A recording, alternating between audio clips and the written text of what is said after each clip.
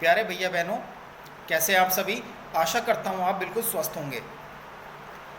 आज नैतिक शिक्षा का जो टर्न है उसमें पाठ संख्या 9 अनेकता में एकता, इस वाले लेसन का कार्य मैं आपको भेज रहा हूँ और साथ ही एक पीडीएफ फाइल भी भेजूँगा। तो इस पाठ को पहले आप समझ लें, अच्छी तरह रीडिंग करें। कुछ मैं इसकी वीडियो के माध्यम से आपको ये पाठ समझाने का प्रयास कर रहा हूँ, तो आप इस पूरे पाठ को समझें। जैसे मैंने बताया कि अभी टॉपिक है अनेकता में एकता, diversity and unity of India. इसमें भारत देश के बारे में बात की हुई है कि भारत एशिया महाद्वीप का एक विशाल देश है। क्षेत्रफल की दृष्टि से इसका विश्व में 7वां स्थान है। उत्तर से दक्षिण तक इसकी जो दूरी है वो 3214 किलोमीटर है तथा पूर्व से पश्चिम तक इसकी चौड़ाई 2933 किलोमीटर है। और भारत का जो कुल क्षेत्रफल है, एरिया है, वो 32.8 लाख वर्ग किलोमीटर है। फिर एक विद्वान हुए हैं रजनी कोठारी, उन्होंने इस पूरे वृत्तांत के बारे में कहा है कि हमारी जो कल्चर है, हमारी संस्कृति विविधताओं को स्वीकार करती है, परंतु एकता की प्राप्ति उसकी निजी विशेषता है, यानी कि वो यूनिटी में बंधा रहता है।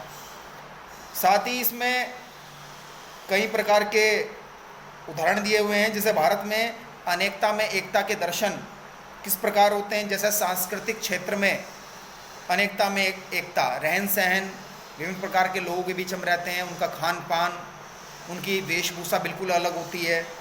उनके सामाजिक पर्व एक दूसरे से अलग होते हैं, जैसे हिंदुओं के अलग हैं, मुस्लिमों के अलग हैं, सिख, ईसाई, जैन, बौद्धों के अलग हैं। फिर धार्मिक क्षेत्र में अनेकता में एकता, विभिन्न प्रकार के धर्म से संबंधित लोग हमारे देश में निवास करते हैं और भारतीय धार्मिक जीवन में समन्वय की जो विलक्षण शक्ति है वो हमेशा से विद्यमान रही है।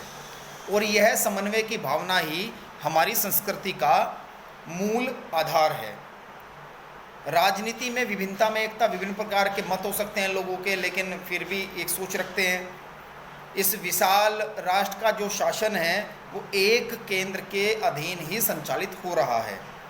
भौगोलिक विविधता में एकता, आपने एक भारत का नक्शा देखा होगा तो उत्तर में हिमालय है, दक्षिण में हिंद महासागर है, तो विभिन्न प्रकार के पहाड़, पठार, मैदानी भाग, नदियाँ, विभिन्न प्रकार की ऋतुएं, ये हमारे देश में विद्यमान हैं।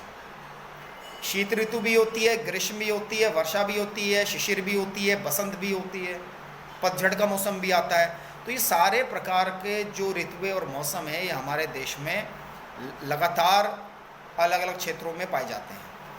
तो साथ ही मैंने आपको इस पाठ में ये बताया है कि इस पूरे पाठ के अंतर्गत भारत के खान पान, विभिन्न प्रकार के लोग अलग अलग खान पान करते हैं, विभिन्न प्रकार की वेशभूषा होती है, लेकिन फिर भी उनका मूल आधार जो इसका सार है पाठ का वो है diversity and unity of India, अनेकता में एकता। कि हम अलग अलग धर्मों से बिलोंग करते हैं, अलग अलग वेशभूषा, खान पान, अलग अलग सामाजिक पर्व है हमारे, लेकिन हम एक हैं।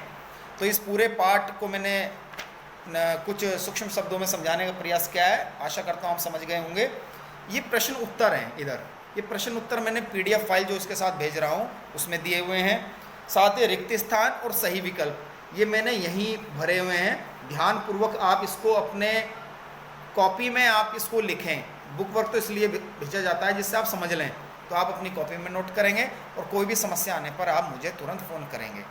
तो नेक्स्ट टॉपिक के लिए मिलते हैं। बिल्कुल स्वस्थ रहिए, खुश रहिए, और कोई भी समस्या आए तो बेझिझक आप फ़ोन करके या कोई व्हाट्सएप मैसेज के द्वारा या टेक्स्ट के द्वारा मुझसे पूछ सकते हैं। Thank you, a lot of thanks.